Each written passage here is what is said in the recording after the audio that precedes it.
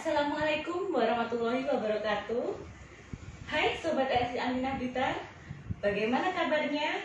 Semoga semua dalam keadaan sehat walafiat. Amin. Perkenalkan, saya Binar di acara live streaming Instagram bersama RS Islam Aminah Blitar. Hari ini, Jumat tanggal 3 Juli 2020, kita akan mengangkat tema tentang tips menjaga kesehatan gigi di era pandemi. Bersama saya, beliau adalah Dr. Gigi Kurniasari. Beliau sebagai narasumber yang ahli di bidang kesehatan gigi dan mulut. Terima kasih banyak saya ucapkan kepada Sobat RSI Aminah yang sudah bergabung. Apabila teman-teman ada pertanyaan, silakan tulis di kolom komentar ya. Dan jangan lupa follow Instagram kami @rsislaminah.blitar.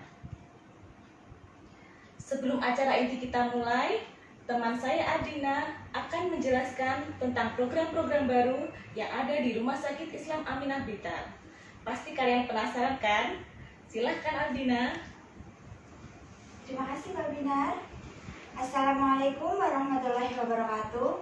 Selamat siang, salam sejahtera untuk kita semua. Hai sahabat RSI, bagaimana kabarnya hari ini? Semoga perlindungan Allah dan keselamatan selalu bersama dengan kita. Amin. Perkenalkan, nama saya Adina Khalifah. Di sini saya akan membacakan beberapa pelayanan di Rumah Sakit Islam Aminah Blitar. Di Rumah Sakit Islam Aminah Blitar menerima jenis pasien penyakit umum maupun pasien ibu dan anak. Di Rumah Sakit Islam Aminah Blitar menyediakan rawat jalan dan rawat inap. Untuk rawat inap, di rumah sakit kami menyediakan kelas VIP, kelas 1, kelas 2, dan kelas 3. Di Rumah Sakit Islam Aminah Blitar menyediakan beberapa poli. Yang pertama ada poli anak bersama Dr. Mutia Farah, SPA. Yang kedua ada Dr. Hanin, SPA. Yang ketiga ada Dr. Sukadi, SPA. Untuk poli selanjutnya ada poli kandungan bersama dengan Dr. Bambang, SPOG, Dr. Adiyuta, SPOG, Dr. Musrah, SPOG, dan Dr. Bagus, SPOG. Yang selanjutnya ada poli mata bersama Dr. Nurul Eli, SPM. Yang selanjutnya ada poli gigi bersama Dr. Kurnia. Yang selanjutnya ada poli umum dan poli imunisasi dewasa, di mana poli imunisasi dewasa ini menyediakan imunisasi seperti influenza, hepatitis A, hepatitis B, tifoid, IPV, dan dengue. Selanjutnya ada poli fisioterapi. Lalu ada poli wound care yang biasa kita sebut dengan perawatan luka modern. Selanjutnya ada poli penyakit dalam yang diisi oleh dokter spesialis penyakit dalam yaitu Dr. Rofika Hanifah, SPPD, Dr. Hasemi, SPPD. Selanjutnya ada poli saraf yang diisi oleh Dr. Darwati, SPS. Selanjutnya ada poli ortopedi yang diisi oleh Dr. Elvia. Selain beberapa poli yang disediakan oleh Rumah Sakit Islam Aminah Blitar, Rumah Sakit Islam Aminah Blitar juga menyediakan beberapa layanan home care. Layanan home care itu adalah petugas datang ke rumah panjenengan semua untuk memberikan pelayanan sesuai dengan yang jenengan butuhkan. Yang pertama ada konseling laktasi. Nah, ini berguna sekali untuk ibu-ibu yang menyusui. Jadi tidak usah repot-repot, tidak usah bingung-bingung bagaimana ini ASI nggak bisa keluar, saya harus bagaimana. Tinggal daftar di rumah sakit kami, nanti petugas kami akan datang ke rumah panjenengan untuk konseling tentang laktasi. Selanjutnya ada pijat bayi. Untuk pijat bayi ini nanti petugas kami akan datang ke rumah panjenengan semua. Jadi panjenengan semua, terutama orang tua baru ya, tidak usah bingung-bingung bagaimana sih memijatkan anaknya, harus datang ke rumah sakit, harus kemana-mana, itu tidak perlu. Jadi tinggal hubungi kami, nanti petugas kami akan datang ke rumah Anda. Yang selanjutnya ada poli wound care yang biasa kita sebut dengan perawatan luka modern. Jadi di sini nanti petugas kami datang ke rumah panjenengan semua untuk melakukan perawatan luka. Perawatan luka yang berbeda dengan perawatan luka yang lainnya, karena kami memiliki teknik-teknik tersendiri agar luka cepat sembuh, tidak sering ganti balutan dan sebagainya. Yang selanjutnya ada layanan home care antar obat. Nah, ini jadi semisal sahabat RSI mau beli obat, tinggal hubungi kami, nanti petugas kami akan mengantar obat ke rumah panjenengan semua. Selanjutnya ada fisioterapi tumbuh kembang anak. Yang terakhir ada telemedicine atau konsultasi online, konsultasi kesehatan online bersama dokter-dokter spesialis dan dokter umum yang sudah terpilih dan sudah terjadwalkan jamnya dan harinya. Bagaimana sih untuk daftar di Poli, terus untuk daftar home care, jamnya kapan saja? Monggo sahabat RSI bisa follow IG kami di rsislam_aminah.blitar atau hubungi call center Rumah Sakit Islam Aminah Blitar di nomor 082 228 815 210 atau di 0342 801 662. Nah, untuk lebih jelasnya nanti sahabat RSI bisa follow IG kami, ikuti website kami dan Facebook kami. Selanjutnya sahabat RSI di Rumah Sakit Islam Aminah Blitar menyediakan rapid test COVID-19. Di mana di sini ada beberapa paket. Yang pertama ada paket screening awal, itu meliputi pemeriksaan dokter, 1 kali rapid test, cek darah lengkap, foto torak. Di mana di sini terdapat diskon 10%. Selanjutnya ada paket rapid test dan pemeriksaan dokter saja. Selanjutnya paket yang terakhir ada rapid test saja. Monggo kerso sahabat RSI yang menginginkan untuk rapid test bisa datang ke rumah sakit kami. Mumpung ada diskon 10%, jadi tidak usah ditunda-tunda lagi sebelum diskonnya hilang. Ya, pentingnya kita untuk rapid test mengetahui bagaimana kondisi kita. Jadi tidak perlu takut, nanti akan ada tindak selanjutnya. Seperti itu. Terima kasih Mbak Binar, sudah cukup dari saya. Wassalamualaikum warahmatullahi wabarakatuh. Waalaikumsalam warahmatullahi wabarakatuh. Terima kasih Adina. Baik Sobat RSI Aminah Blitar, jika kalian ingin info mengenai RS Islam Aminah Blitar atau pendaftaran, bisa melalui call center kami, yaitu 082 228 815 210 atau telepon RSI 0342 801 662 atau 803 552. Baik, sekarang kita mulai acara inti ya bersama Dr. Gigi Kurniasari. Halo, assalamualaikum dokter. Waalaikumsalam warahmatullahi wabarakatuh. Gimana dokter kabarnya hari ini? Sehat luar biasa, alhamdulillah. Terima kasih ya Mbak. Ya dokter, silahkan dijelaskan di dokter, langsung kita masuk ke intinya. Bagaimana tips dokter Kurniasari untuk menjaga kesehatan gigi kita di era pandemi ini? Ya, terima kasih atas Ya. waktunya Mbak Binar. Sesuai dengan topik hari ini ya teman-teman, saya akan berbagi sedikit terkait tips atau cara-cara untuk menjaga kesehatan gigi dan mulut selama masa pandemi COVID-19.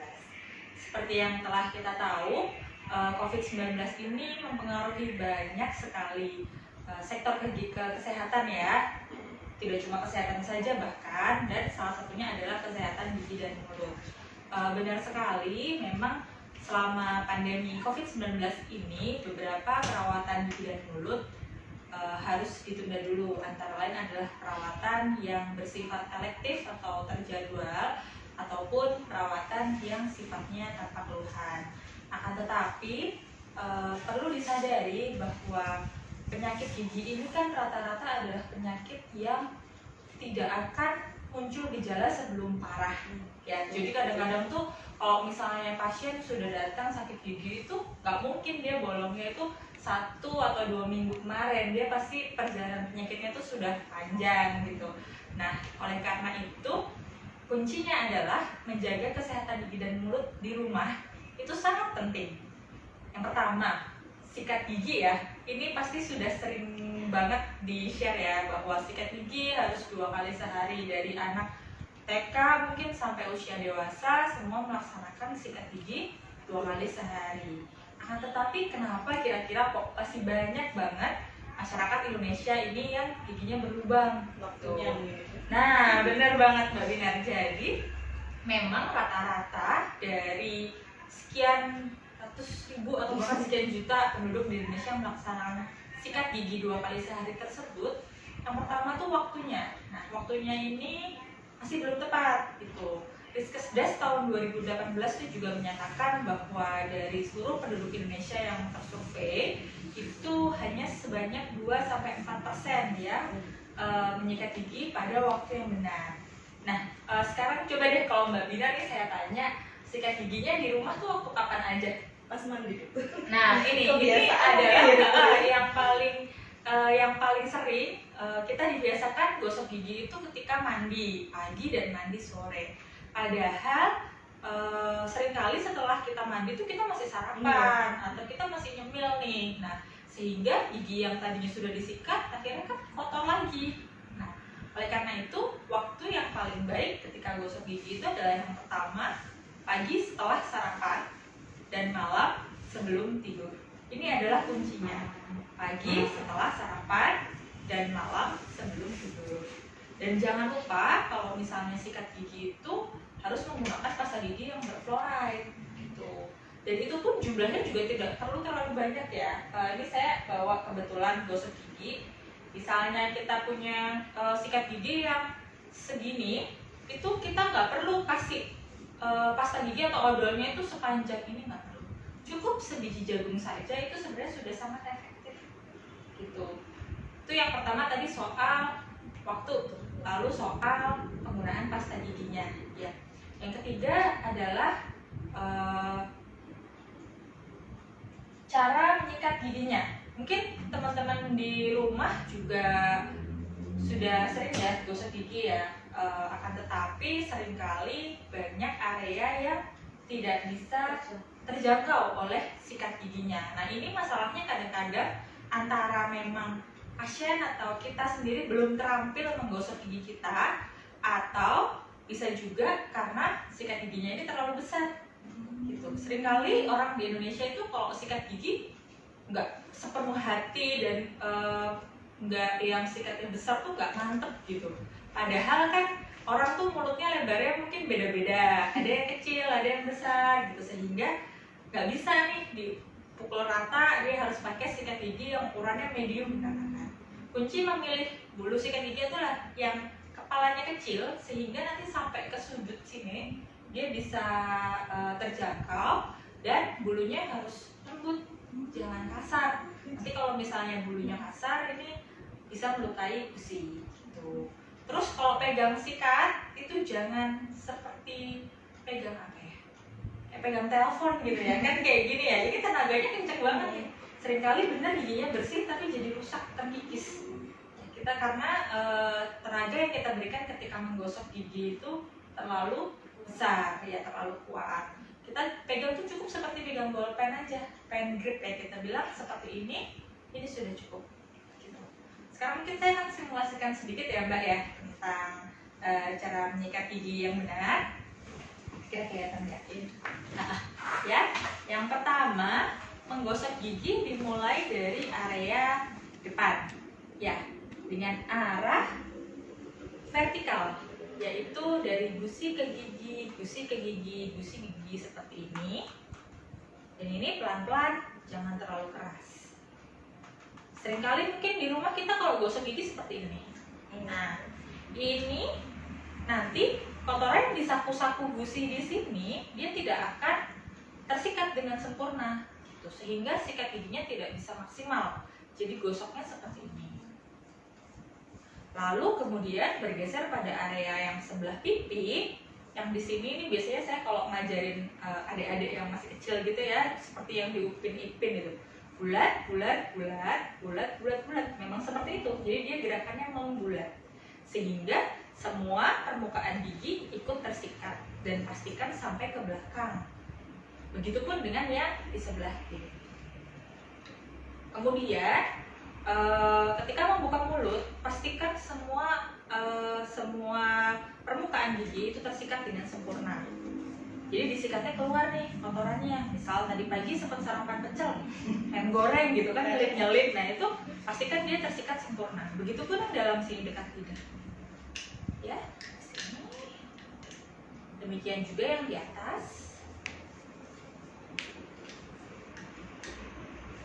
Ya. Dan jangan lupa yang terakhir adalah menyikat lidah. Nah, ini 70% dari bau mulut itu biasanya adalah karena kita sudah menyikat gigi tapi belum menyikat lidah. Lidah itu kan juga kadang-kadang ada sisa makanan ya yang nempel gitu di lidah, itu disikat pelan aja. Atau kalau misalnya lagi belanja ke supermarket gitu nemu ada yang namanya pembersih lidah, itu juga bisa digunakan. Nah, tetapi kalau misalnya nggak ada, bisa pakai sikat gigi yang bulunya lembut, itu bisa digunakan untuk menyikat lidahnya. Itu dilakukan 2 kali sehari, itu sudah sangat cukup sebagai tindakan preventif. Dan jangan lupa kontrol ke dokter gigi 6 bulan sekali, meskipun ini mungkin masih masa pandemi ya. Jadi untuk tindakan-tindakan yang sifatnya tidak emergensi dan bisa dilakukan penundaan, kita tunda terlebih dahulu. Seperti itu. Baik dokter, berkaitan dengan sikat gigi tadi, kira-kira mulai usia berapa anak-anak itu diajarkan sikat gigi? Mulai usia berapa anak-anak itu diajarkan untuk menyikat gigi? Nah, saran saya sebenarnya kebiasaan membersihkan mulut ya. Saya bilang kebiasaan membersihkan mulut karena baiknya kebiasaan tersebut dimulai bahkan ketika gigi anaknya itu belum tumbuh, Mbak. Gitu. Jadi ketika balita itu dibiasakan mungkin setelah minum susu seperti itu, ketika giginya belum tumbuh, itu lidah dan gusinya dibiasakan dibersihkan menggunakan jari telunjuk mungkin ya dari ibunya, lalu dibalut dengan kasa dan air hangat. Ini berfungsi untuk membiasakan anak terhadap rasa menyikat gigi tuh kayak gini loh nanti gitu. Karena kalau misalnya enggak, seringkali tuh anak-anak ini ketika mulai menggosok gigi, dia tuh jadi asing rasanya dan nggak mau. Nah ini sering banget. Apalagi kan gigi anak itu tumbuh juga mulai usia 6-8 bulan tuh kadang-kadang kan gigi yang paling bawah itu mulai muncul ya, itu juga sudah mulai disikat. Sehingga sedini mungkin dibiasakan untuk membersihkan gigi dan mulut seperti itu. Terus dokter, ini ada titipan pertanyaan ya. Monggo. Ini bagaimana, kan sekarang pandemi gini kan biasanya mau ke rumah sakit tuh ya takut ya. Bagaimana alurnya kita periksa ke dokter gigi itu bagaimana? Alur ketika periksa ke dokter gigi ya, benar sekali. Yang pertama tuh memang karena masa pandemi ya, masihan ada beberapa perawatan yang kita sarankan untuk dilakukan penundaan. Tadi sempat saya singgung adalah yang tanpa keluhan. Akan tetapi untuk mungkin teman-teman di rumah yang memang bergejala atau punya keluhan dan giginya sakit ya, sangat mengganggu aktivitas, tetap bisa periksa ke dokter gigi. Dan yang pertama itu pasti kita sarankan untuk membuat janji temu dengan dokter. Ini kuncinya ya. Mungkin kalau misalnya di rumah ada dokter gigi yang memang sudah langganannya atau gimana, itu bisa berkonsultasi dulu. Yang pertama kita istilahnya selain janji temu adalah telemedicine ya. Ini lumayan sering sudahan, dan mungkin di rumah sakit Aminah juga sudah ada telemedicine, yaitu berkonsultasi secara online terlebih dahulu dengan dokter gigi atau dokter yang mungkin sudah pernah melakukan perawatan dengan beliau seperti itu. Kemudian apabila memang dirasa oleh dokter itu butuh ada tindakan, itu bisa melakukan janji temu. Itu pengaturan jadwal, karena di sini tentunya kita tetap memperhatikan protokol kesehatan. Jangan sampai nih antrian nanti pasiennya ini banyak sehingga berdesak-desakan ya, itu yang kita atur sehingga memang disarankan ada janji temu. Lalu yang ketiga, usahakan jujur terkait riwayat. Nah ini sangat penting nih, itu sehingga tenaga kesehatan yang akan merawat bapak ibu di rumah mungkin juga akan merasa aman gitu. Jadi sampaikanlah riwayat kesehatannya, riwayat perjalanan, apalagi ya ketika masa pandemi COVID seperti ini, karena memang tindakan di rongga mulut itu resikonya lumayan tinggi gitu. Sehingga besar harapan kami semua apabila bapak ibu memang memiliki keluhan ya dan butuh sekiranya ke dokter gigi, itu riwayat perjalanan atau riwayat sakit nih, mungkin demam, batuk, itu kan disampaikan. Apabila kan sebelumnya sudah sempat kontak-kontakan mungkin ya sama dokternya, mungkin bisa dilakukan penundaan dan tambahan perawatan via telemedicine itu tadi. Seperti itu. Jadi sebenarnya tidak menghalangi ya, perawatan tetap bisa dilakukan dengan memperhatikan protokol kesehatan. Iya dokter, ini sekarang ada pertanyaan nih dokter. Dari Sobat RSI Aminah Olivia Septi. Dokter mau tanya, kalau gigi anak umur 4 tahun ada yang berlubang, perlu ditambah nggak sih? Nah itu gigi anak umur 4 tahun dan berlubang ya, tentunya baik pada gigi anak-anak dan gigi dewasa itu sama-sama butuh dirawat. Seringkali nih kita merasa bahwa kalau misalnya mungkin di rumah punya anak atau ponakan gitu ya, giginya masih gigi susu terus lubang, ini udah nggak perlu dirawat, nanti kan ganti. Nah padahal kunci dari gigi permanen yang tumbuh dengan baik itu adalah dengan terjaganya gigi susunya tadi. Sehingga kalau misalnya ada yang berlubang, usahakan ditambal, jangan sampai sakit gitu ya. Karena biasanya anak apalagi ya, kalau misalnya dia sakit gigi terus nggak mau makan, akhirnya asupan makanannya kurang, sehingga gizi yang masuk kurang, tumbuh kembangnya juga pasti akan terganggu gitu loh. Jadi rentetan masalah ke belakangnya ini panjang, benar sekali. Dan jangan salah ya, sakit gigi di anak itu rasanya sama seperti di dewasa. Jadi sama-sama menderitanya gitu. Kasihan mereka kalau umur segitu udah ngerasakan sakit gigi. Gitu mungkin ya.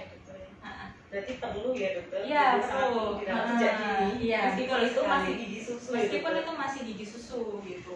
Justru karena itu masih gigi susu tuh, itu adalah awal dari semuanya kan, awal dari ketika gigi permanen itu tumbuh gitu. Nanti seringkali kalau misalnya gigi susu ini tidak dirawat, infeksi, dia sudah waktunya lepas, dia nggak lepas-lepas sih. Jadinya akhirnya gigi permanennya tumbuhnya ngaco kan, bisa di belakangnya, di depannya, seperti itu. Akhirnya kedepannya giginya anak ini mungkin nanti pas gede tidak beraturan, dibersihkan susah, bolong semua. Nah kan sebenarnya kalau misalnya kita perhatikan kilas balik, ketika dia masih kecil ternyata gigi susunya yang bermasalah gitu. Nah, ya dokter. Ada pertanyaan lagi ya dokter, dari @ma_amel. Izin bertanya dokter, anak usia 11 tahun gigi belakang sudah tinggal gusinya gimana G? Gigi belakang 11 tahun sudah tinggal gusi. Nah ini perlu dilihat lagi gigi yang mana, gigi susu atau gigi permanen itu ya, karena kan usia dari mulai usia 7 tahun sampai 14 tahun itu adalah usia gigi bercampur, kita sebut mixed dentition. Jadi usia periode ketika gigi anak ini mulai ada yang tanggal, ada yang tumbuh gitu.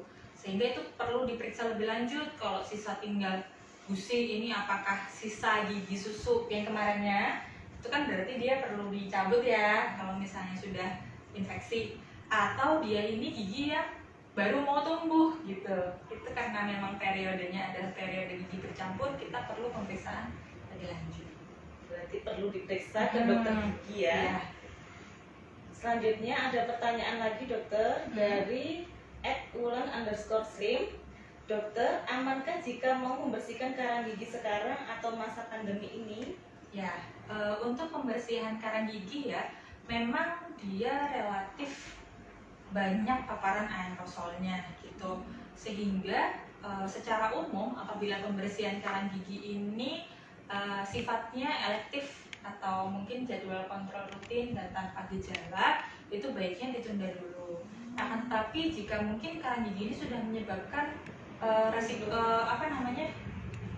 masalah emergensi ya atau darurat, misalnya karena karang giginya banyak terus gusinya berdarah nggak berhenti, atau karena karang giginya banyak gusinya jadi bengkak gitu, itu kan tidak bisa ditunda, itu tetap bisa dilakukan perawatan. Misalkan tadi memang benar-benar sampai bisa mengganggu ya, sampai bisa mengganggu, itu sebaiknya memang dibersihkan.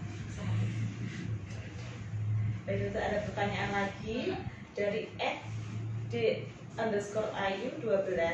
Assalamualaikum dok, izin bertanya, boleh nggak sih dok kita pakai arang untuk memutihkan gigi? Kan remeh tuh diosok-osok. Oh iya, karpol ya, ini banyak banget ya memang. Sebenarnya pro dan kontra ya. Kalau saya banyak baca sih memang tidak disarankan karena partikelnya arang ini kekasarannya itu lumayan gitu loh, sehingga kayak misal abu gosok deh buat mengingkis kayak gitu ya. Gigi kita itu kan lapisan terluarnya namanya email. Kalau misalnya perhatikan yang paling warnanya bening nih dia biasanya. Kalau misalnya kita gosok dengan partikel yang terlalu kasar, pasti kan dia akan porus ya, aus gitu loh lapisannya itu, dan itu tidak disarankan sebenarnya, sehingga menyikat dengan sikat gigi yang bulunya halus dan pasta gigi yang ada di pasaran yang mengandung fluoride itu dirasa sudah cukup. Seperti itu. Gitu ya dokter ya. Iya. Ini ada pertanyaan lagi dok, banyak lagi dok. Saya Banyak yang antri. Banyak yang antri. Ini dok.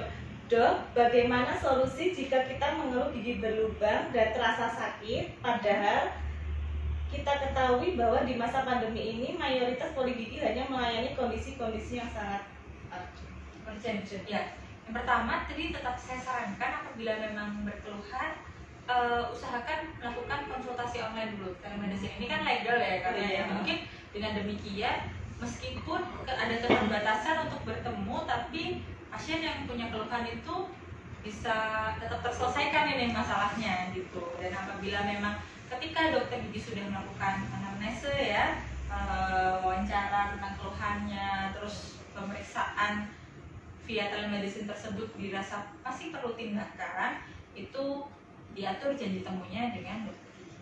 Seperti itu. Ada lagi dokter. @naura_nabina.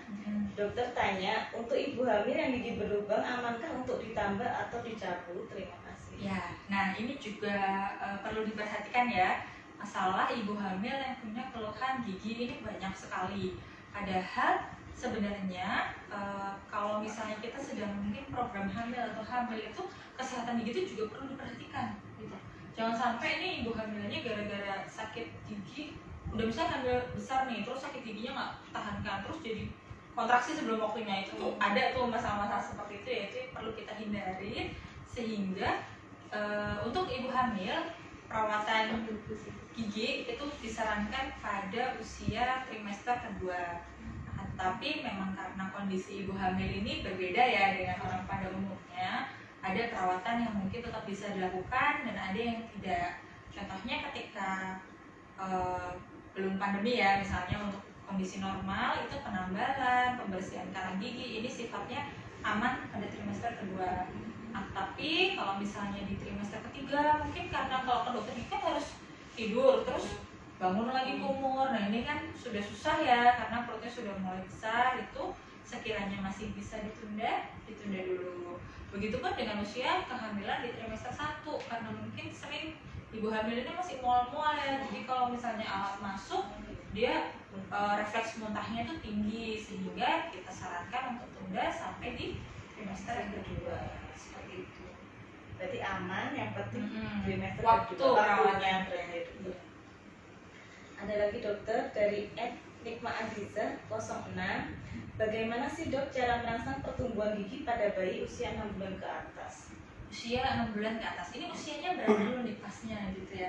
Karena memang untuk pertumbuhan gigi anak-anak itu dia ada range-nya. Jadi mungkin rata-rata anak usia 6 bulan sudah tumbuh kan, tapi pada beberapa anak ini agak terlambat ya, sedikit. Misalnya keterlambat sekitar 1 bulan itu kita observasi dulu sifatnya.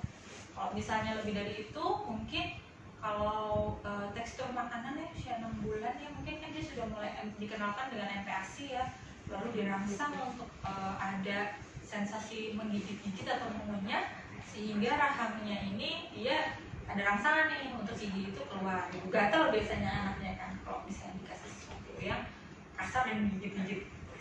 Atau kalau nggak gitu, karena masalah gigi anak tumbuh terlambat ini kan sangat kompleks ya. Mungkin ada juga riwayat ibunya dulu ketika hamil kurang asupan gizi ya, kalsium, atau misalnya pertumbuhan giginya terganggu ketika hamil, karena memang gigi susu ini kalau diperhatikan dia tumbuhnya ketika masih dalam kandungan gitu, sehingga gangguannya di mana itu yang harus dilihat. Jadi perlu pemeriksaan lebih lanjut ya. Tapi kalau misalnya untuk hanya sekedar merangsang, mungkin kalau misalnya pas NPAC-nya sudah boleh menaikkan tekstur tuh jangan dikasih bubur terus. Kalau anak dikasih bubur terus nanti dia males ngunyah, akhirnya giginya jadi nggak tumbuh. Seperti itu. Dokter, kalau soalnya ada pasien yang mau periksa dan itu masih anak-anak, biasanya kalau anak-anak kan sulit ya dokter, harus dipegangi penunggunya harus berapa gitu? Ya, karena ini mungkin kaitannya dengan masa pandemi ya. Untuk anak-anak kan tidak dimungkinkan apabila memang sendirian.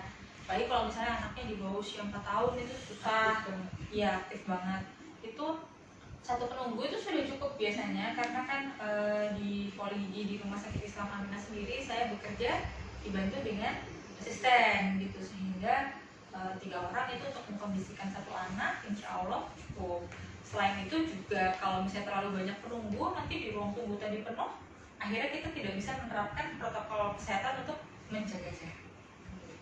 Baik dokter. Ini adalah jadwal Dokter Kurniasari sendiri di RSI Aminah seperti apa ya Pak? Kalau masih dulu saya di RSI ada di setiap hari Senin sampai Jumat ya, dari pukul 18 sampai selesai. Ya, mungkin cukup itu aja. Senin sampai Sabtu. Senin sampai Sabtu ya, sobat RSI Aminah. Jangan lupa kalau ada masalah gigi, kalian bisa konsultasi dulu, bisa melalui pendaftaran call center kita di 082 228 815 210 atau melalui telepon 0342 801 662 atau 0342 803 552. Baik dokter, karena waktu kita terbatas, saya terima kasih sekali. Terima kasih banyak atas waktunya, atas ilmunya untuk kita semua. Makasih banyak ya dokter. Sobat RSI Aminah, saya ucapkan terima kasih banyak yang sudah bergabung. Insya Allah kita akan bertemu kembali di live streaming Instagram bersama RS Islam Aminah Blitar di kemudian hari. Saya pamit undur diri. Wassalamualaikum warahmatullahi wabarakatuh.